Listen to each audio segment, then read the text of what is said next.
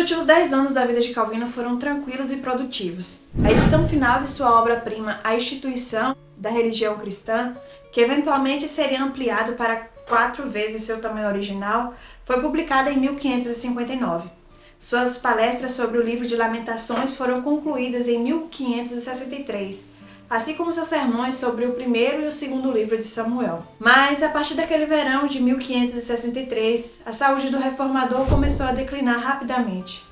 Por um tempo, ele foi incapaz de participar de funções públicas, embora continuasse a receber um fluxo constante de visitantes entusiasmados de Genebra e de toda a Europa em sua casa. A grande maioria deles ansiosos pela sabedoria e conselhos do velho pastor.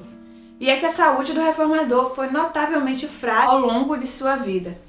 Enxaquecas, problemas no sistema circulatório, hemorroidas, artrite e pedras nos rins foram apenas algumas de muitas complicações de saúde. Calvino conseguiu ter forças por mais alguns meses e conseguiu comparecer à celebração da Ceia do Senhor no domingo de Páscoa de 1564, embora sua saúde debilitada o obrigasse a ser carregado para o culto em uma cadeira.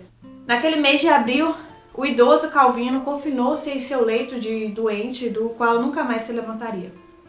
Determinado a servir ao Senhor enquanto tivesse fôlego, de seu quarto ele continuou a exortar os ministros reunidos em Genebra a perseverar em seus trabalhos para o bem da propagação do Evangelho. No sábado, 27 de maio de 1564, seu colega íntimo, Teodoro de Beza, que acabara de sair da casa de Calvino, foi repentinamente chamado de volta. Ele correu de volta apenas para descobrir que Calvino já estava morto. Sem uma palavra, um gemido, ou mesmo um menor movimento, parecia mais que ele tinha adormecido, disse Beza em seu livro sobre a vida de Calvino. Podemos dizer com verdade, disse Beza, que neste homem Deus se agradou de nos mostrar em nossos dias o caminho para viver bem e morrer bem.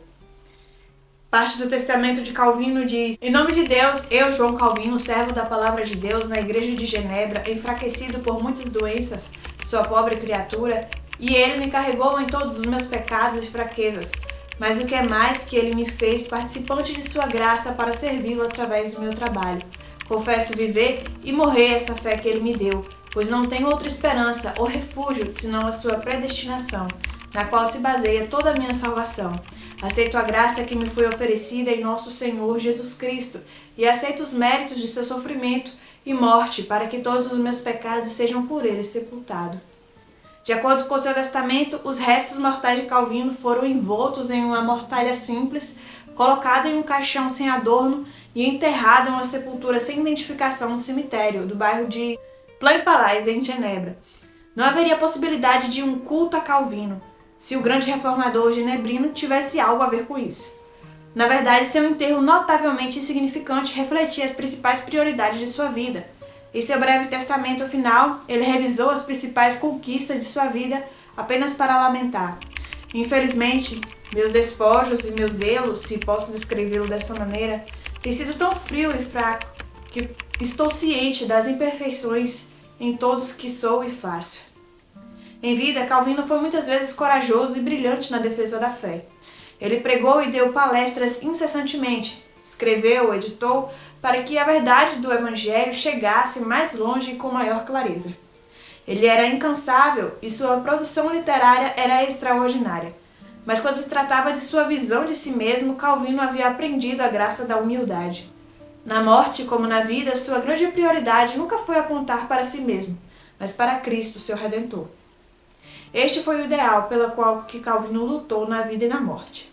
A seguir, o relato da morte de Calvino contado por Beza.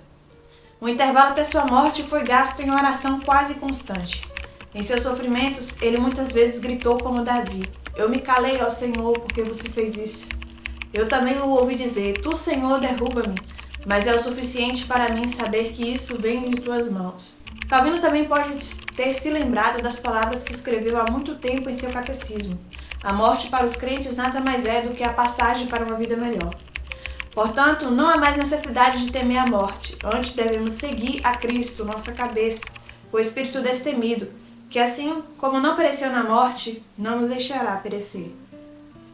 Em 27 de maio, dia de sua morte, ele parecia mais forte e falava com menos dificuldade.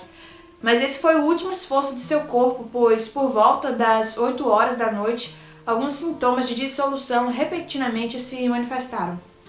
Quando um de seus guardas procurou por mim, que havia acabado de sair, e um dos irmãos, voltei imediatamente com toda a pressa e descobri que ele havia morrido. Embora de maneira tão calma que, sem as mãos e os pés em decomposição, nem se sua respiração aumentasse e seus sentidos, seu julgamento e até certo ponto sua voz permanecessem intactos até seu último suspiro. Ele parecia estar mais em estado de sono do que de morte. Assim, essa esplêndida luz da reforma foi tirada de nós quando o sol estava se pondo. Durante aquela noite e no dia seguinte, uma grande lamentação prevaleceu em toda a República, pois se lamentava a ausência de um dos seus cidadãos mais sábios. A igreja lamentou a morte de seu fiel pastor. A academia se entristeceu por aquele incomparável mestre. E todos lamentaram a perda de um pai comum e consolador que lhes foi concedido pelo próprio Deus.